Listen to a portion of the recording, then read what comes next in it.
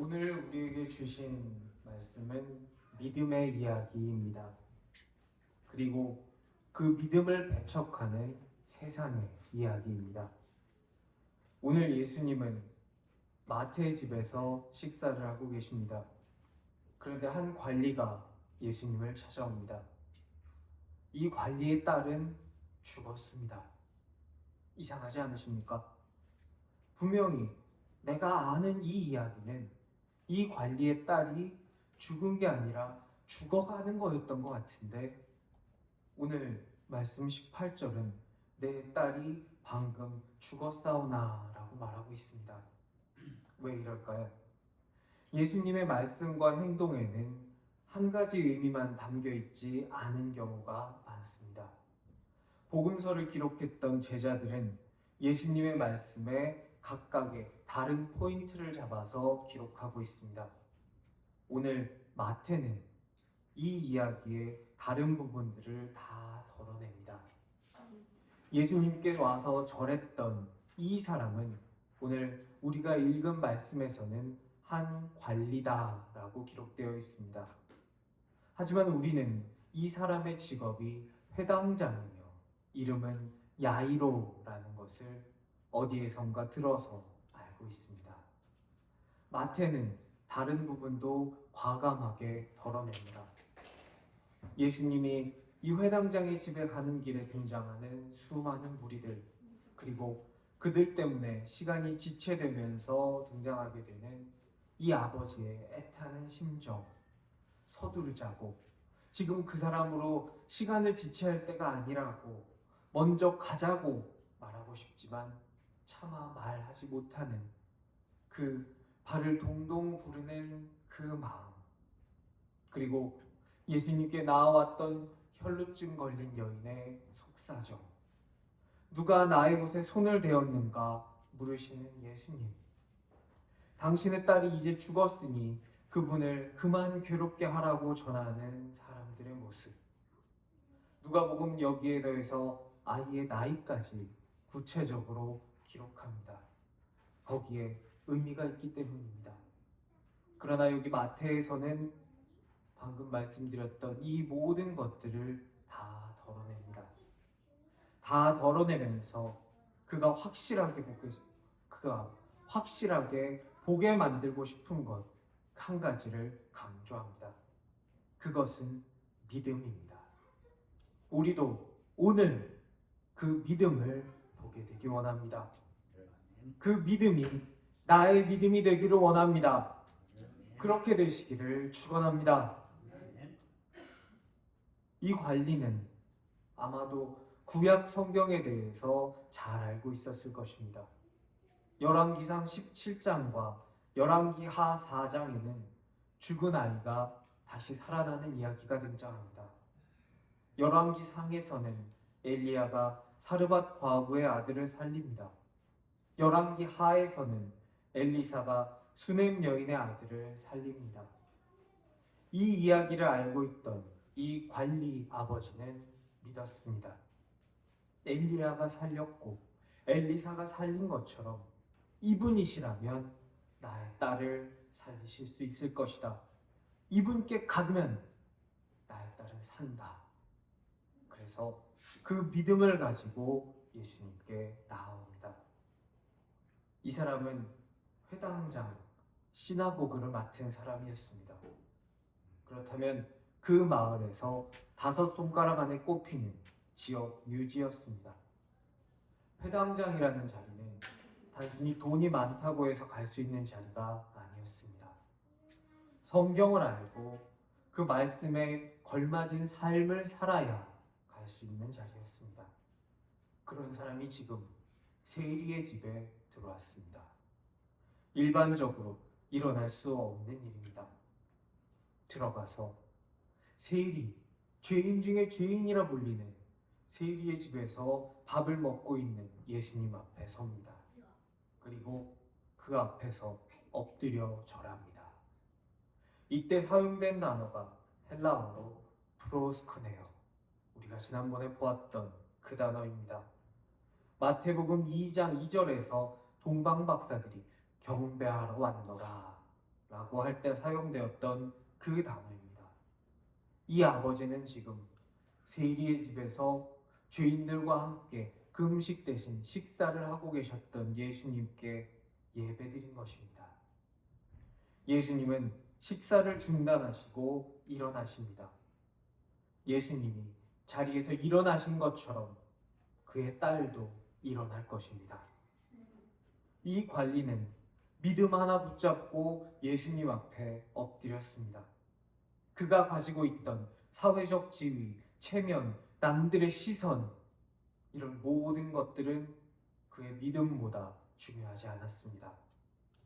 그는 그의 믿음의 뿌리를 둔 명확한 우선순위가 있었습니다.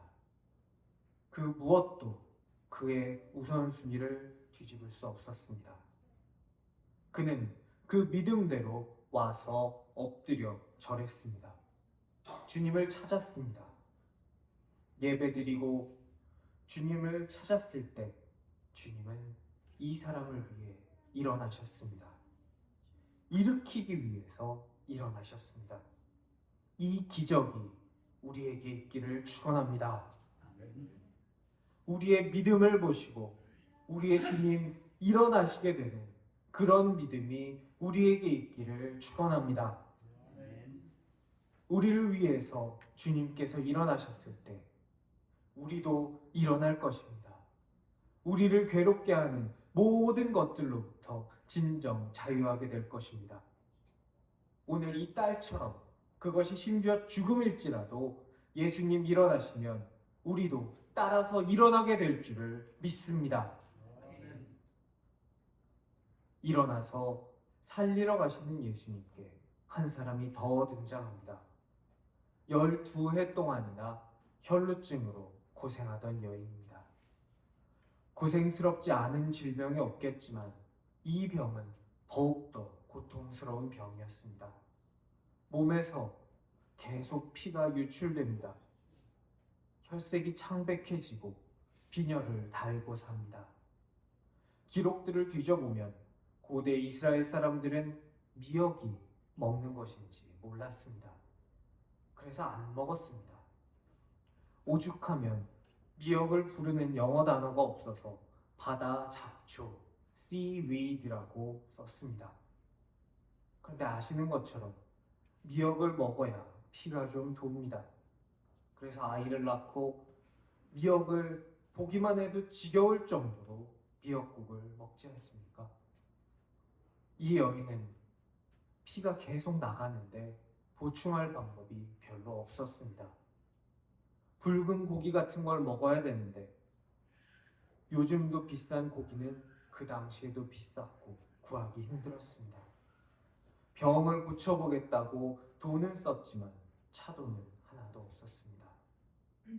이 병이 무서웠던 것은 신체적 고통뿐만이 아니었습니다. 계속 몸에서 피가 흘러나가고 있는데 이는 율법상 부정한 상태입니다. 부정이 계속되니 예배드리러 성전에 갈 수 없습니다. 부정한 사람을 만지면 그 만진 사람도 부정해지기 때문에 아무도 이 여인 주변에 오려고 하지 않습니다. 그 누구도 이 사람에게 손대려 하지 않습니다. 몸도 괴로운데 사회적으로도 관계가 엉망됩니다. 지금 몸도 마음도 그의 사회관계도 다 무너져버린 한 여인이 예수님 뒤를 따릅니다. 그 겉옷만 만져도 내가 나음을 받을 것이다 라는 그 믿음 하나만 꼭 쥐고 따릅니다. 그리고 예수님의 겉옷가를 만집니다. 믿음은 예수님의 능력을 믿고 불가능해 보이는 것에 도전하는 것입니다. 죽은 사람이 어떻게 살아납니까? 상식적으로 그것이 말이 됩니까? 믿음은 그런데 그것이 된다고 믿고 예수님 발 앞에 나와서 엎드려 경배하는 것입니다.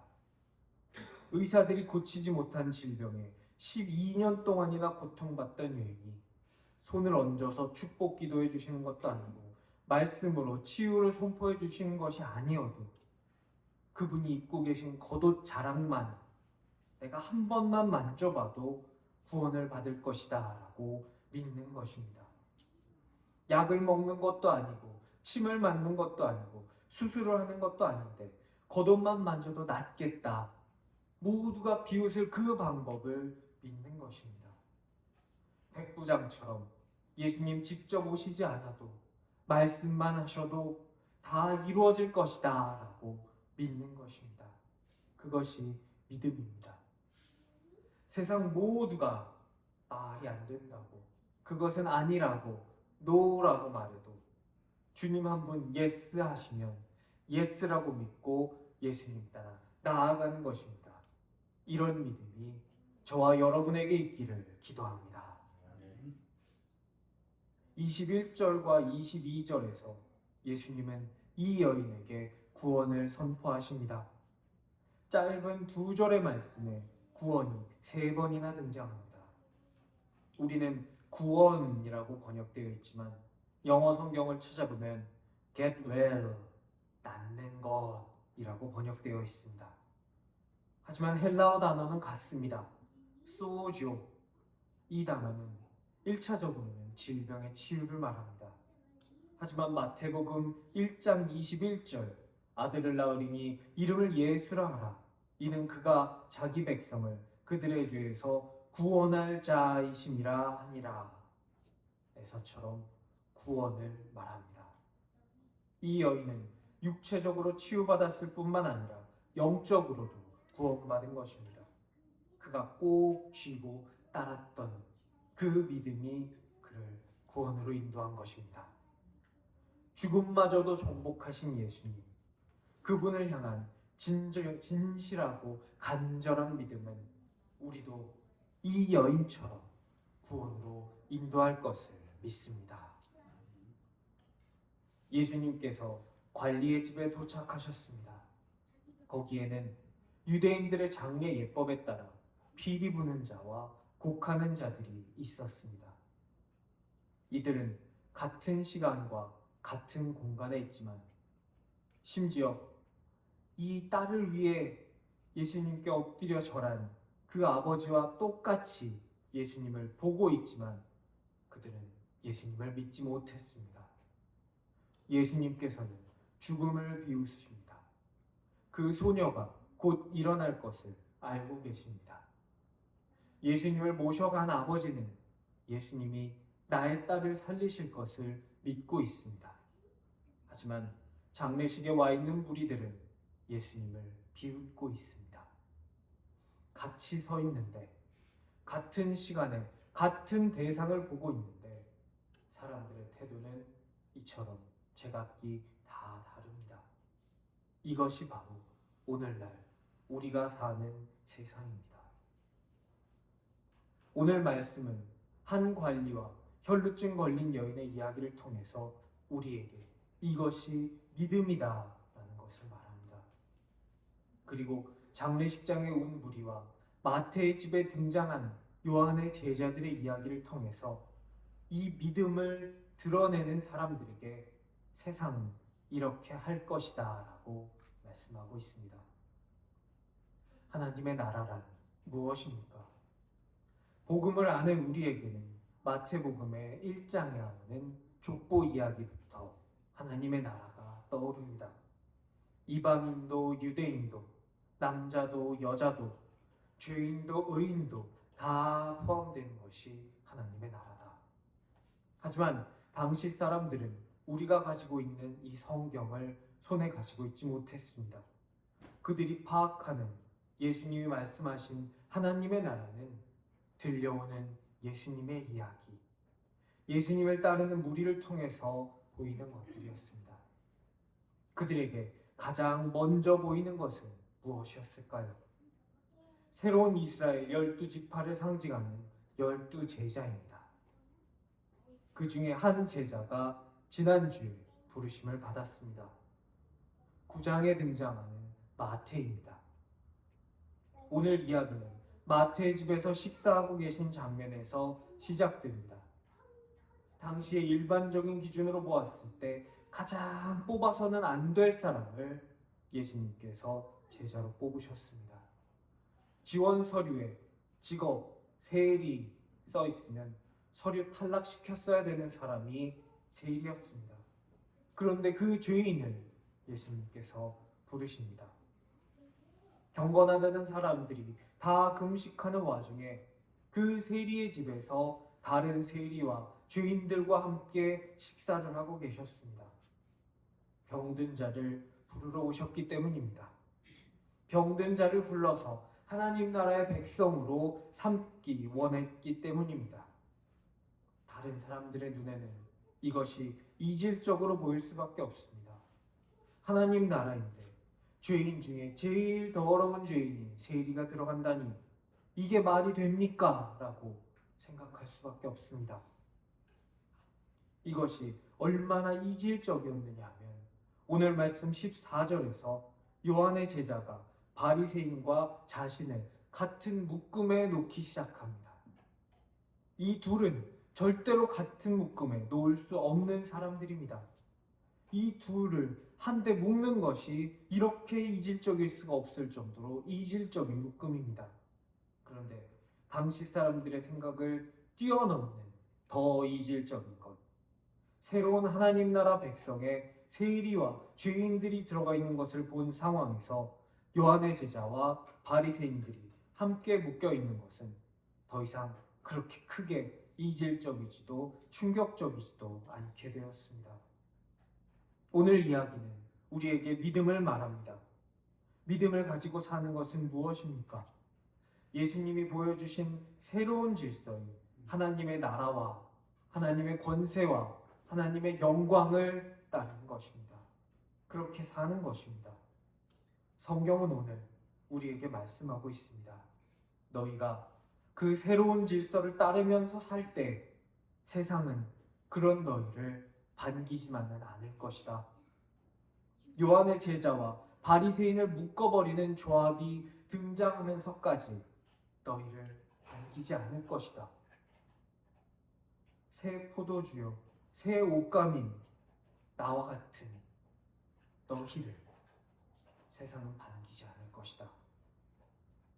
장례식에 온 사람들이 예수님을 비웃었던 것처럼 세상은 너희를 비웃을 것이며 배척할 것이며 시비를 걸 것이며 핍박할 것이다 말씀하고 있습니다. 하지만 말씀은 너희에게 그런 핍박이 있을 것이다, 그런 고통이 있을 것이다 해서 멈추지 않습니다. 오늘 말씀 22절에서 예수님께서 여인에게 하신 말씀은 곧 우리에게 하신 말씀입니다. 안심하라. 너의 믿음이 너를 구원하였다. 혈루증 앓던 여인처럼 세상 모든 방법을 다 동원하고 가진 것들을 다 탕진해도 고통만 주고 나랑 접촉하는 것조차 꺼려하던 세상 속에서 사는 너희들아, 예수로 인해 고침받은 이 여인처럼 믿음을 붙잡고 나의 제자가 된다면 너도 구원받을 것이다 말씀해 주십니다. 그 믿음을 가지고 있으면 세상이 다 안 된다고 비웃었지만 죽었다 살아난 오늘 말씀에 나오는 이 소녀처럼 너도 다시 살아날 것이다 말씀하고 계십니다.